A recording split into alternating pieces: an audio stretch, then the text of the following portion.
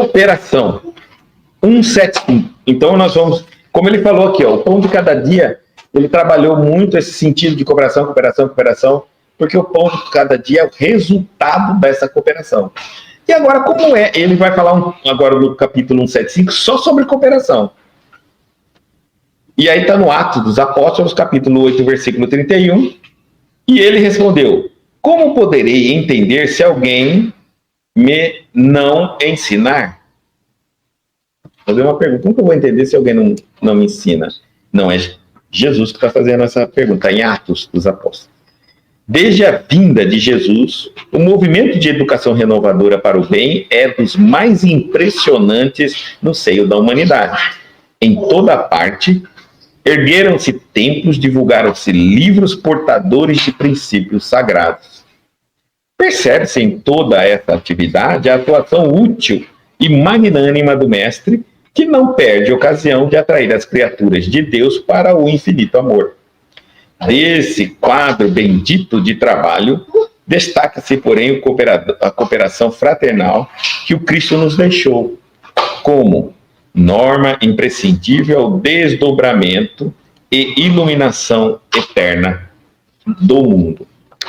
Ninguém guarde a presunção de elevar-se sem o auxílio dos outros, embora não deva buscar a condição parasitária para a ascensão. Referimos-nos à solidariedade, ao amparo proveitoso, ao concurso edificante. Os que aprendem alguma coisa sempre se valem dos homens que já passaram e não seguem além. Se lhes falta o interesse dos comportamentos dos contemporâneos, ainda que esse interesse seja mínimo. Os apóstolos necessitaram do Cristo, que, por sua vez, fez questão de prender os ensinamentos de que era o divino emissário às antigas leis. Paulo de Tarso precisou de Ananias para entender a própria situação. Observemos o versículo acima, extraído dos Atos dos Apóstolos. Felipe achava-se despreocupado quando o anjo do Senhor o mandou para o caminho que descia de Jerusalém para Gaza. O discípulo atendeu e aí encontra um homem que lia a lei sem compreendê-la. E entraram ambos em santificado esforço de cooperação. Muito bonito isso. Ninguém permanece abandonado. Os mensageiros do Cristo socorrem sempre nas estradas mais desertas.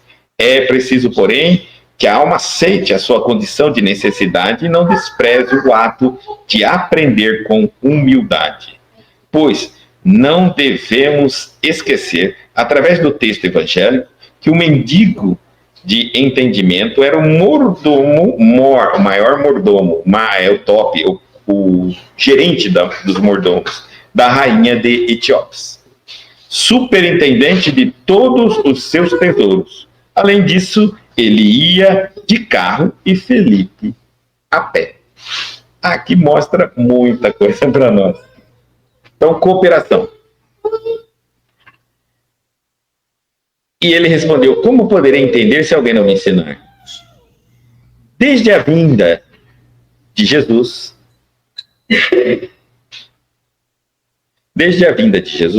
o movimento de educação renovadora para o bem é dos mais impressionantes no seio da humanidade.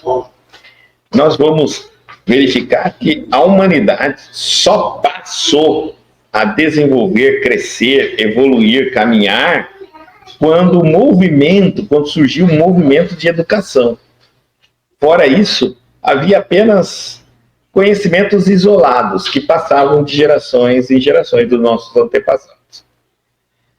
Em toda parte, erguem-se templos, divulgaram-se livros portadores de princípios sagrados. Em toda a parte. Isso é importante nós pensarmos que a verdade não está, ninguém é dona dela, não está restrita a nenhuma religião. Percebe-se em toda essa atividade a atuação sutil e magnânima do Mestre, que não perde ocasião de atrair as criaturas de Deus para o infinito amor. Então ele usa até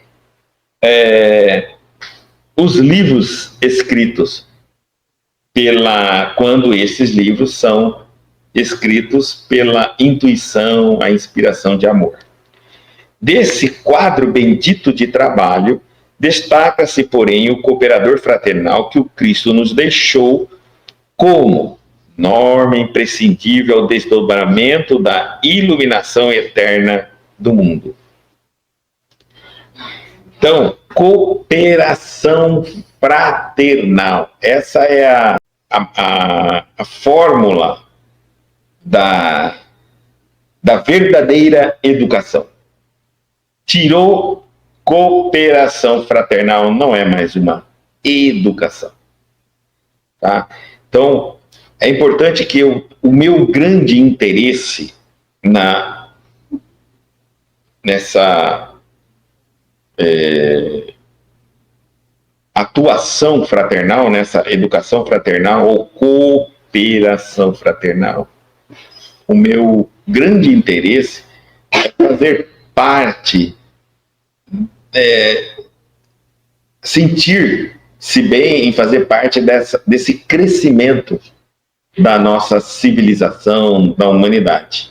Quando eu penso isso no sentido fraternal, eu não estou querendo aqui referir a tudo que existe hoje. Por exemplo, nós intitulamos um monte de coisa, ainda mais agora, está tudo intitulado como cultura, coisas horríveis, obscenas, sem sentido nenhum, né? E é hoje o que mais ganha força, que está se ganhando mais força, mais divulgação, mais a tudo, né? Tem-se um nome dessas novas divulgações, dessas descaracterização de progressismo, né? Tem que ser progressista, tem que ser moderno, tem que ser diferente, tem que ser evolutivo. Então, aquilo que era observado como uma coisa horrível, uma coisa sem sentido, uma coisa, e por grandes homens, né? Que não levaria a humanidade a caminho nenhum, isso hoje ganha-se um novo status, um novo vestimento, tentando tornar exatamente aquilo, ocupar o lugar daquilo que nos traria progresso, construção, evolução e desenvolvimento. Então, quando a gente pensa nisso, a gente está querendo falar de uma educação que evolui, que cresce, que progride, que vale a pena, né? Que vale a pena. Mesmo quando eu falo de uma música, que seja qual for, será que a música, só por ser música, é realmente uma música que presta? Será que um filme, só por ser filme, é realmente um filme que presta? Será que qualquer coisa em nome de educação é uma educação que nos serve, que nos traz vantagem? O que nós estamos falando aqui é de uma educação clara, renovadora para o bem. Se não é para o bem, não importa se renovar. Moda que não nos traz progresso, evolução, desenvolvimento, melhoria, não nos serve. Não tem sentido. Muitos contrariam esse pensamento, dizendo, mas cada um faz o que quer. Esse é o grande problema, né? Fazer o que quer. E isso é verdade. O certo é que, com o tempo, esse chamado fazer o que quer está sendo estruturado por pensamentos para colocar o faz o que quer acima do que se deve fazer, do que se é correto a fazer, do que se é moral a fazer. E quando essa proporção atinge a maioria, aí aquele que faz correto, que faz o que deve fazer, que faz o que é moral fazer, é combatido por aqueles que fazem o que quer. Aí eles já passam a não aceitar. Porque a teoria dos que fazem o que quer é só o que eles fazem. Mas quem quer fazer diferente dele não pode. Então, por exemplo, eu quero tirar roupa no show. O que tem? Cada um faz o que quer. Tudo bem. Mas se alguém não tirar a roupa, não, isso aí não pode. É ultrapassado. É isso. Faz isso. Aí persegue ele. Então, o faz o que quer não é bem assim. Hoje nós estamos vendo que é uma inundação de deturpação moral, ética, cultural, histórica de toda a nossa sociedade.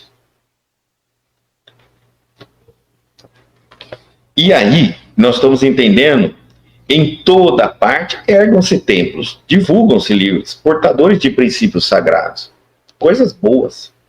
Percebe-se em toda essa atividade a atuação sutil e magnânima do mestre, que não perde ocasião de atrair a criatura para o infinito amor.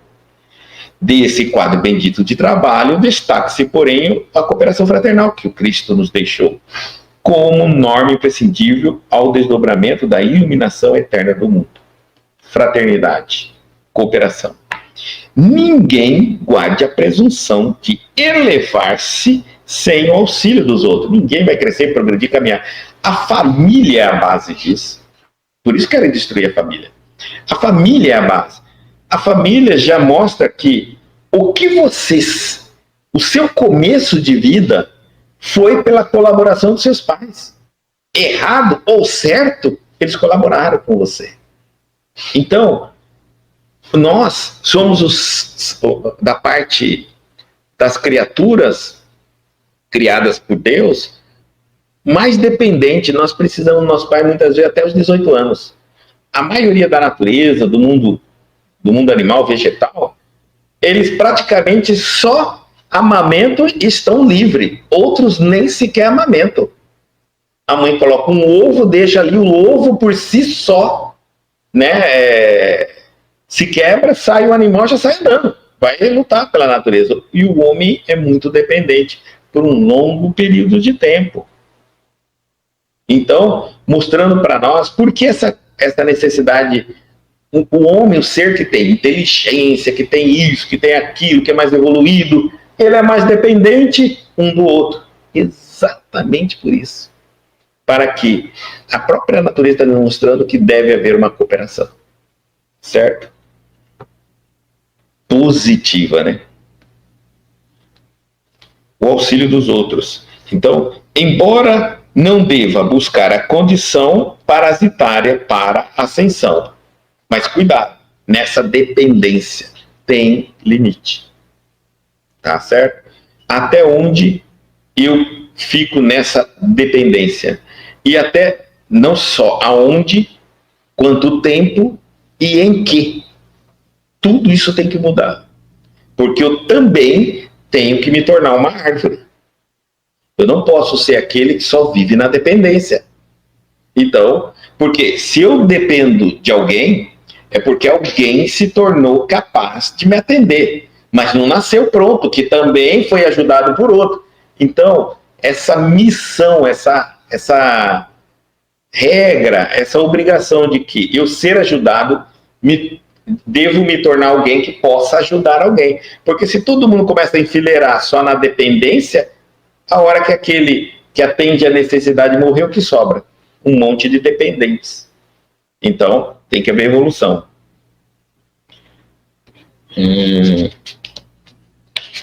Referimos-nos, agora ele vai falar exatamente o que ele está falando. Solidariedade, por exemplo, é uma dos itens.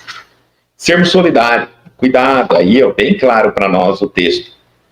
Se eu começar a manter uma pessoa materialmente sem o cuidado de que examinar se ela está, após suprida aquela necessidade material dela, eu estou ali dando a ela um degrau. Sabe quando eu vou fazer uma comparação assim? Você chega numa escada que alguém quer subir, não, tem que subir. E você então quer ajudar essa pessoa a subir. E você vê então um degrau que está faltando. Você pega essa pessoa nas suas costas e sobe e pula esse degrau, ou você dá a ela condições dela fazer o degrau para que ela pise e continua a caminhada dela. Porque é isso que a solidariedade pode, se eu não tiver cuidado de fazer.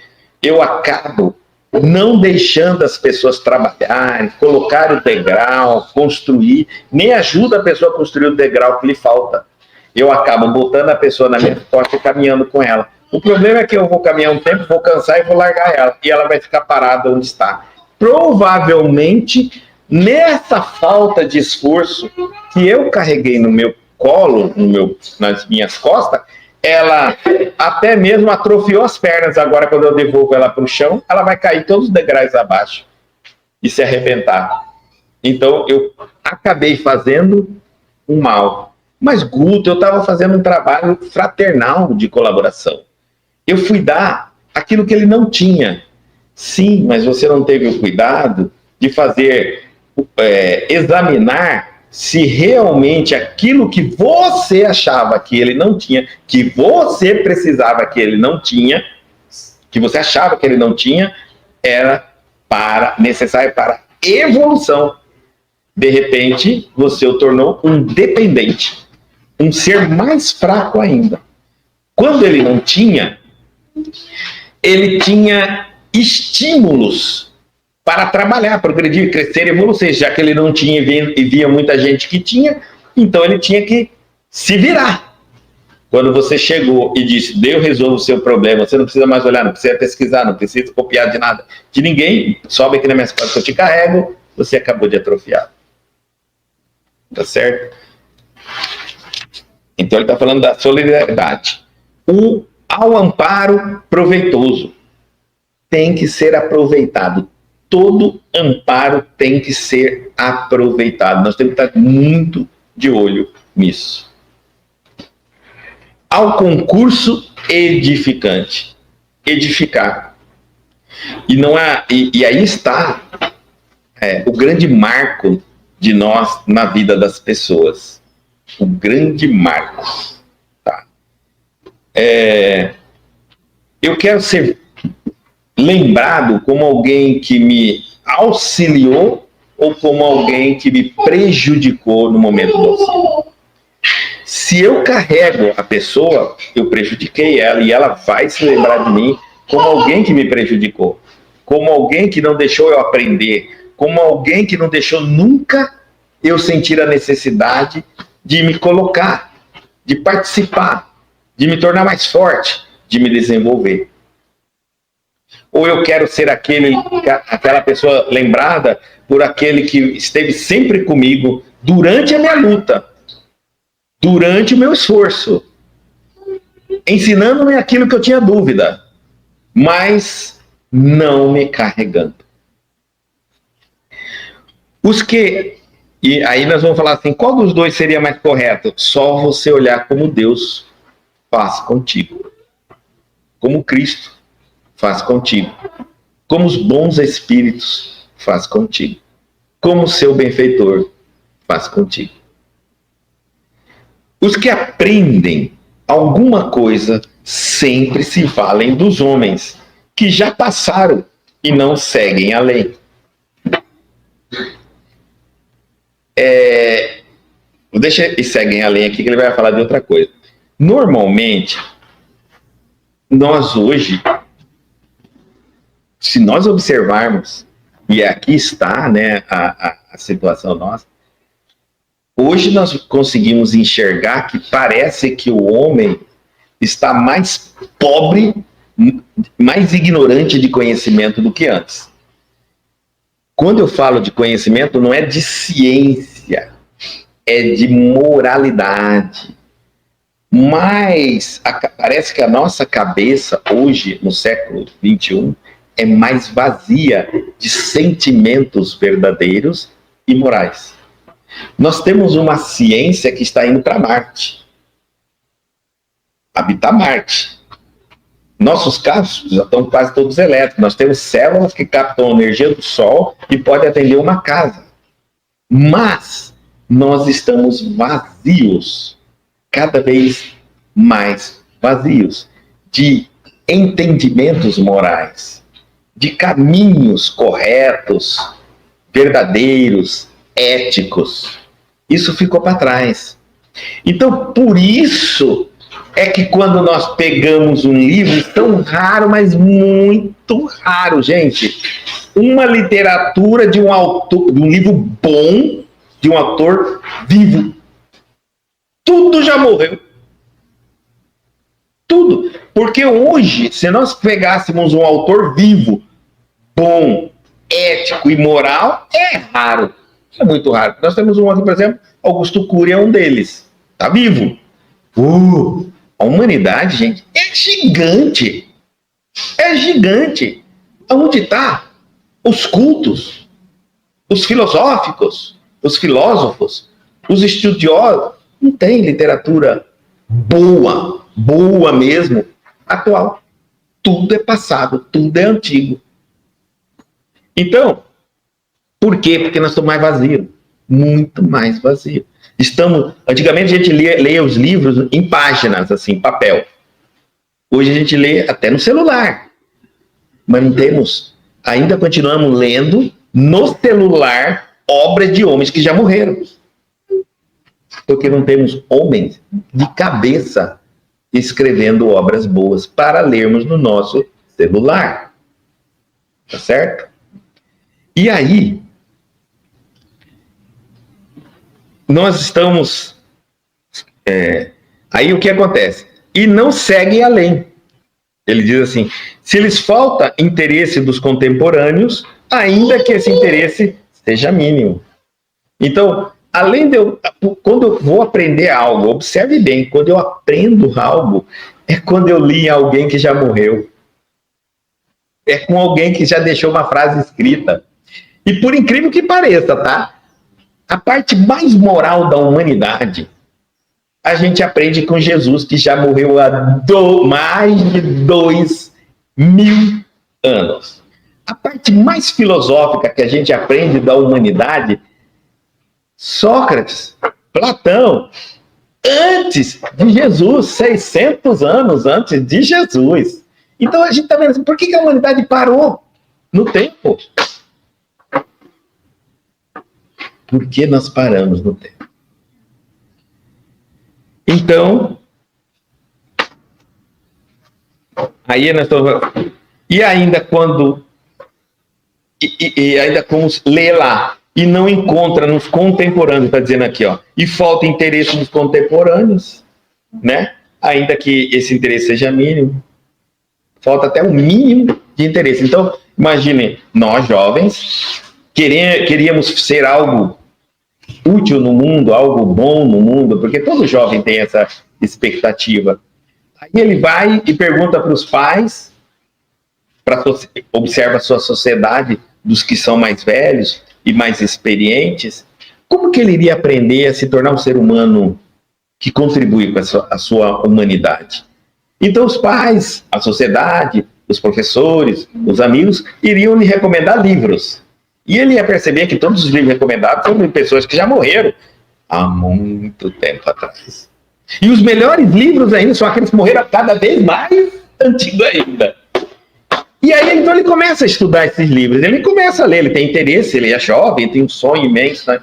Mas quando ele olha, depois de acabar os livros, é que ele vê que os seus contemporâneos, aqueles que estão vivos, que também leram as obras que ele leram, não fazem nem a metade, não põem em prática na vida atual. E aí, então, o jovem vai pensando assim, para que serve a filosofia? Para que serve Sócrates? A não ser para colocar mais pompa num discurso de alguém. Para que serve Jesus? Os ensinamentos de Jesus? A não ser para dizer que eu sou temente a Deus. Porque eu não vejo os contemporâneos, os mais velhos, os que deveriam dar o exemplo, seguir. Olha o que Emmanuel está nos dizendo. Então, que não tem nem sequer o mínimo interesse. Aí eles desanimam. Os apóstolos, falaram assim, os apóstolos, eles necessitaram do Cristo, que, por sua vez, fez questão de prender os ensinamentos de que era o divino emissário às antigas leis. Apesar das antigas leis, do Antigo Testamento não ter sido transmitido por Jesus, não foi transmitido por Jesus. O Antigo Testamento, não. Ele foi transmitido por Javé ou Iavé. Tá bom, deixa lá. Como ele não foi transmitido, mesmo assim, Jesus, trazendo o que era correto, o que deveria ser transmitido, ele não desaprovou o que não foi transmitido, o que já havia sido transmitido por outros avatares antes dele. Então ele conseguiu, mestre, né? Ele conseguiu extrair verdade de cada lado. Ele extrai verdade do budismo, ele extrai verdade de vários, inclusive dos hebreus, das leis, dos livros dos hebreus. Há uma coisa aqui muito importante a gente entender, que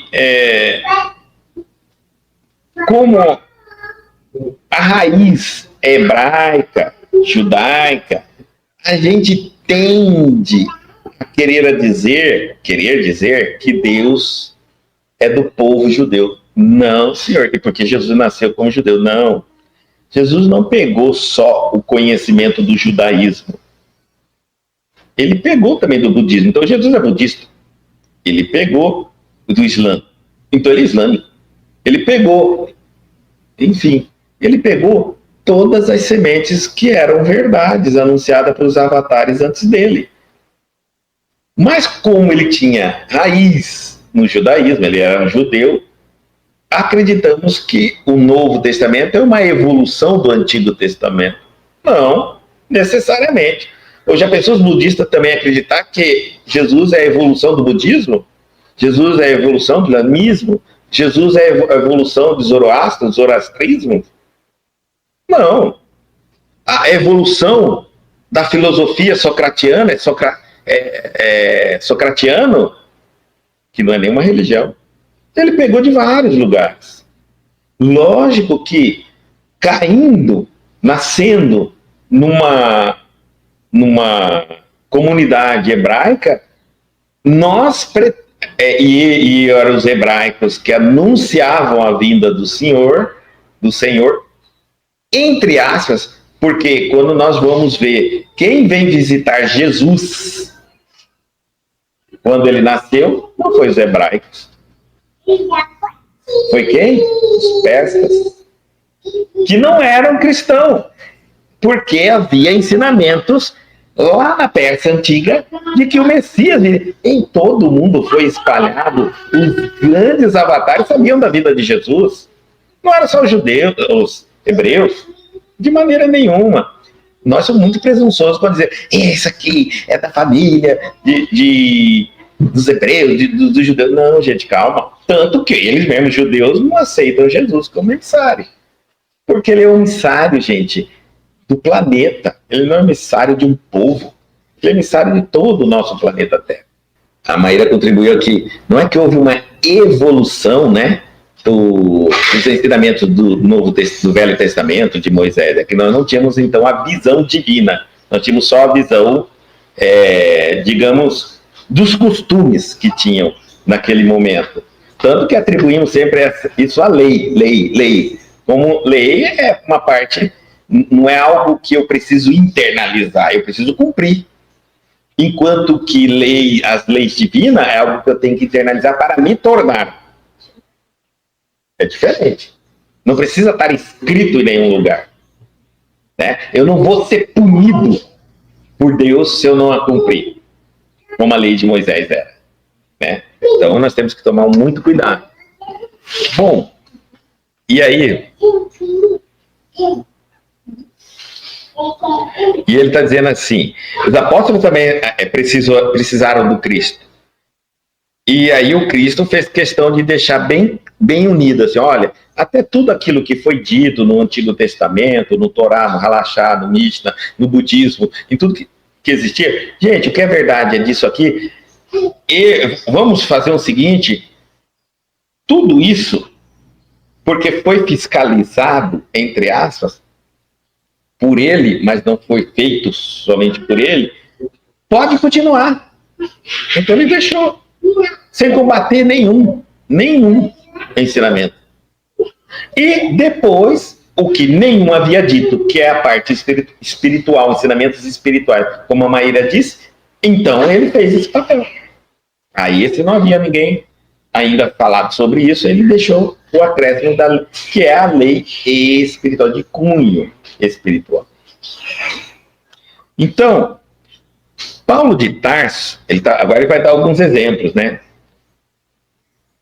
Paulo de Tarso precisou de Ananias para entender a própria situação. O que tinha acontecido com ele? Um homem como Paulo estava cego, reclusado, praticamente escondido numa cidade.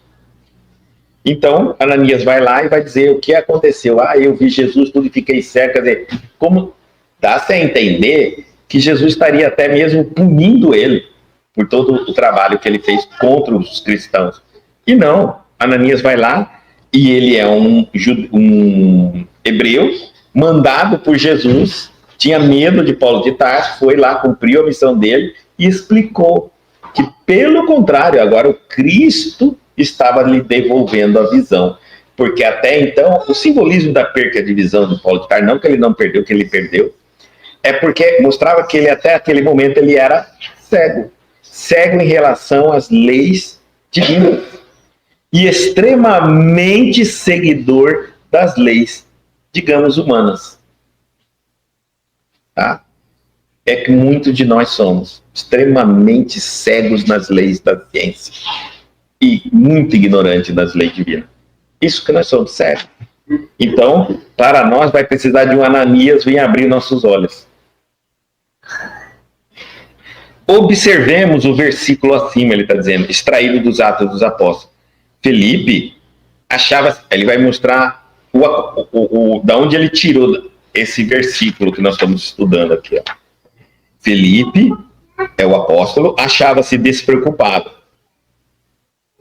quando um anjo do Senhor o mandou para o caminho que descia de Jerusalém a Gaza. É uma estrada até bastante íngreme, tá? E longa. E pedra para chuchu. O discípulo atende e aí encontra um homem que lia a lei sem compreendê-la. A gente pensa assim, um cara que está lendo e não está compreendendo, deve ser que ele não sabia ler, não era um homem culto, não era alguém de uma posição social elevada, porque nós temos isso na nossa cabeça, né? Uma pessoa que tem dinheiro, poder, alguma coisa assim, sabe a lei. A gente tem isso na cabeça. Então, por isso que ele está colocando aqui, ó. Esse homem estava lendo a lei e não compreendia.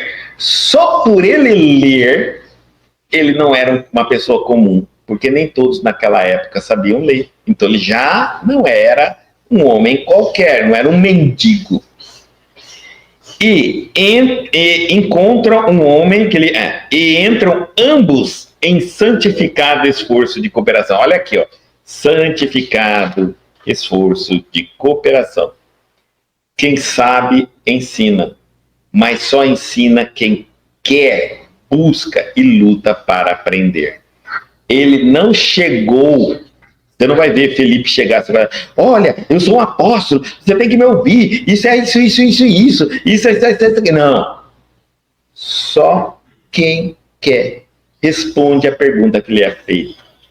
Como aquele homem queria, antes de conhecer Felipe, ele já queria, porque ele já estava lendo, mas não estava entendendo, então ele já tinha interesse. Encontra Felipe, um professor, o mestre dos ensinamentos de Jesus. Opa! Olha que interessante, como Deus atende a necessidade da fome, né? Felipe estava sem fazer nada, está bem claro, despreocupado. Tranquilo. Então veio um anjo e diz, olha, pai, vamos trabalhar. Segue lá na estrada, não falou o quê, e pronto. Lá ele encontrou um homem que estava lutando para aprender, lendo a Bíblia e não conseguia, né, entender. E aí, então, ambos começou no esforço de cooperação. Alguém vai perguntar, mas aí você está vendo só Felipe estar. Porque é Felipe que está ensinando, é Felipe que está explicando. Aí Qual que é a colaboração do outro? O outro está querendo aprender, mas é muito pouco. Então nós vamos entender, continuando a leitura. Ninguém permanece abandonado. A ideia aqui é, você quer aprender? Você quer entender? Estuda com verdadeiro propósito. Não leia só por ler. Ler a gente lê muito livros, mas depois não sabe o que lê. Estuda mesmo. Detalha ele. Tritura. De maneira que você, às vezes, entende, triturou tanto aquele livro, que você não tem mais interesse em ler de novo. É como se você falasse assim, ah não, daqui é o máximo que eu podia.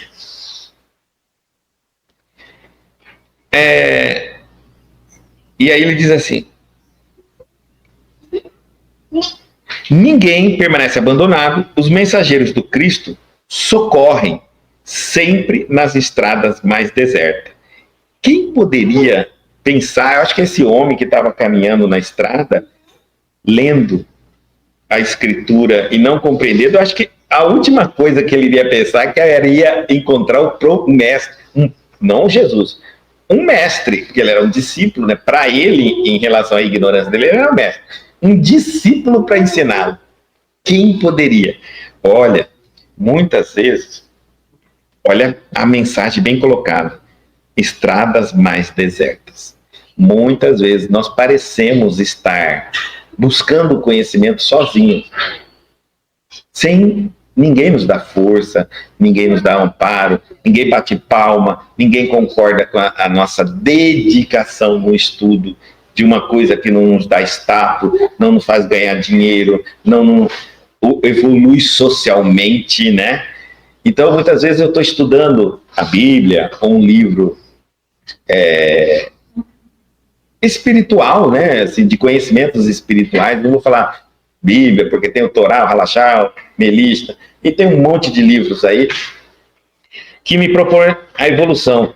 É muito difícil alguém ver uma pessoa nesse esforço e dizer parabéns. Né? Parabéns que você tem um tempo para isso. Parabéns que você conseguiu abrir na sua vida a necessidade disso. Porque um mundo como o nosso, a gente só tem tempo e só leva a sério mesmo aquilo que devolve em dinheiro. Você acha que eu vou ficar todo dia lendo a Bíblia? Para quê? O que eu ganho? Não ganho nem promoção no meu serviço. E ainda vou ganhar um título de fanático. Né? Então, não é algo apreciado no nosso mundo. E aí, por isso que eles dizem assim, ó, por isso, ninguém permanece abandonado. Os mensageiros socorrem sempre nas estradas mais desertas. Então, continue buscando, continue lendo, mesmo que ninguém concorde, que ninguém valoriza, que ninguém aceita, que ninguém enxergue, faça isso.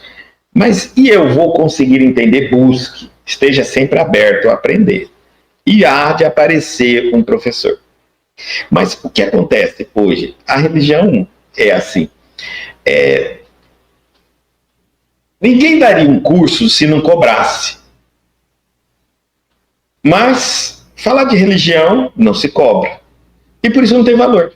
Porque a nossa sociedade, ela é assim.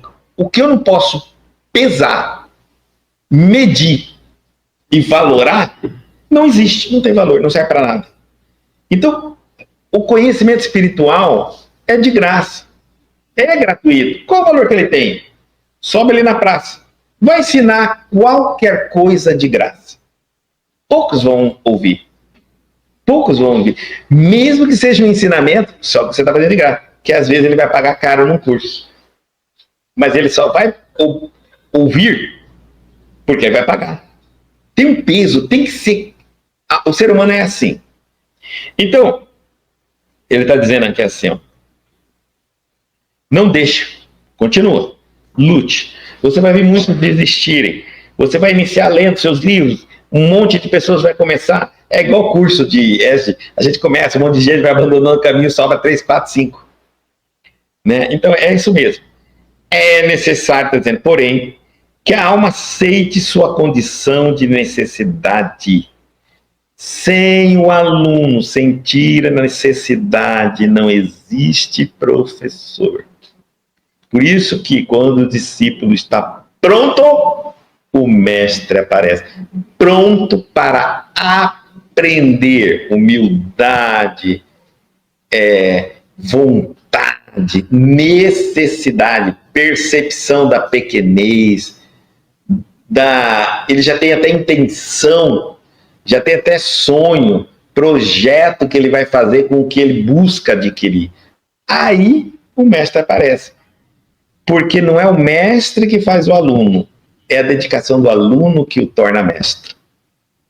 Então é necessário, porém, que a alma aceite sua condição de necessidade e não despreze o ato de aprender com humildade. Humildade mesmo, né?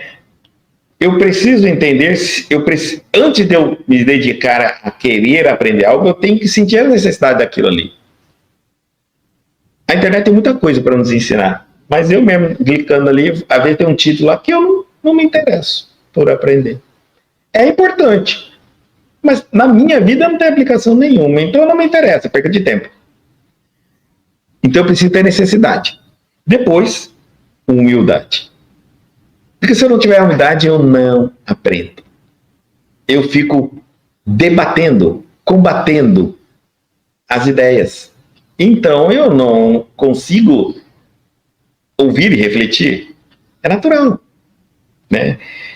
Pois não devemos, continuando, não devemos esquecer através dos textos evangélicos que o mendigo de entendimento, não mendigo social. Mendigo de entendimento é a pessoa que sabe pouco. Mendigo de entendimento, tem muitos mendigos de entendimento, era um mordomo-mor da rainha dos etíopes. Então ele era bem, tinha um status social bom, governador dos mordomos do palácio de Etíopes, em Etíopes. Superintendente de todos os seus tesouros. Não era um cara ignorante, por isso que ele sabia ler. Era um cara inteligente. Porém, além disso, ele ia de carro e Filipe a pé. Isso aí nós vamos falar um pouquinho. Então, ele era uma pessoa pequena de conhecimento, de entendimento.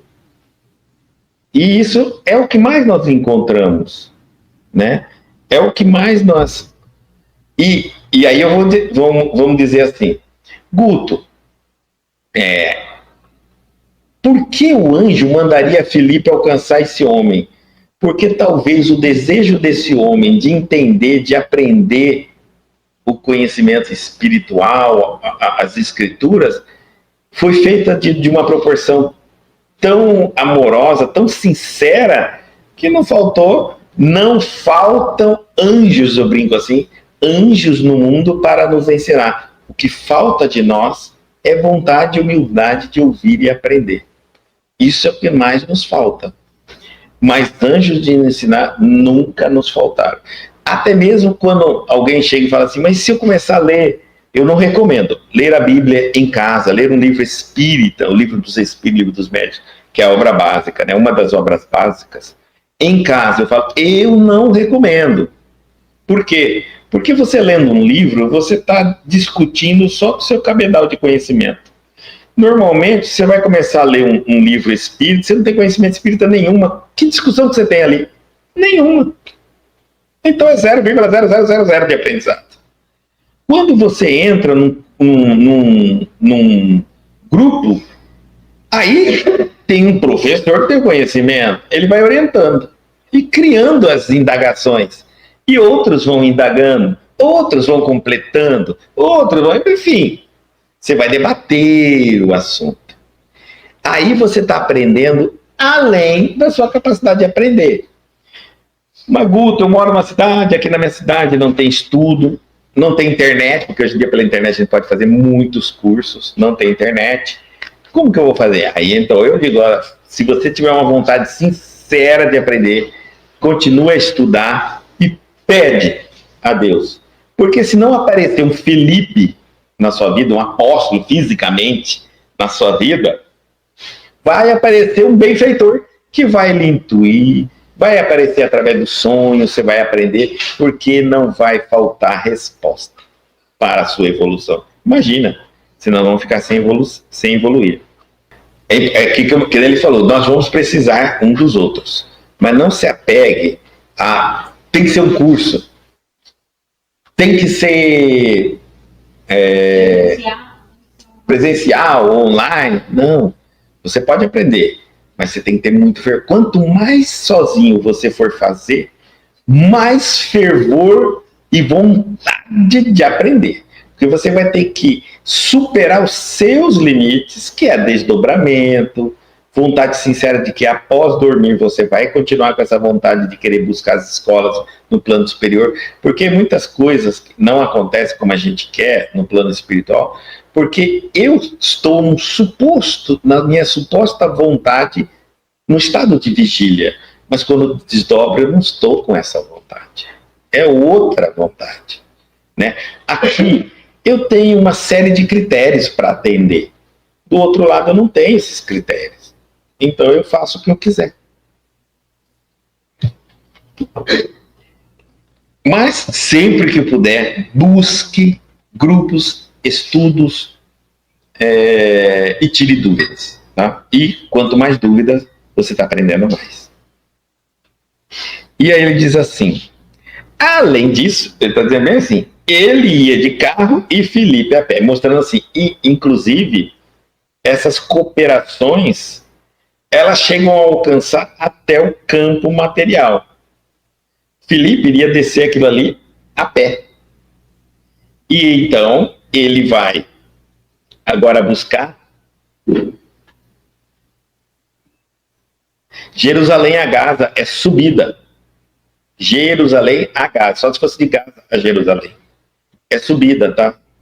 É o Monte de Gaza. É o Monte de Gaza. Ele está aqui, Jerusalém, e agora ele sobe em Gaza. Como ele está subindo. Então, por isso, ele encontra esse homem, e agora ele não vai subir a pé, ele vai subir de carro.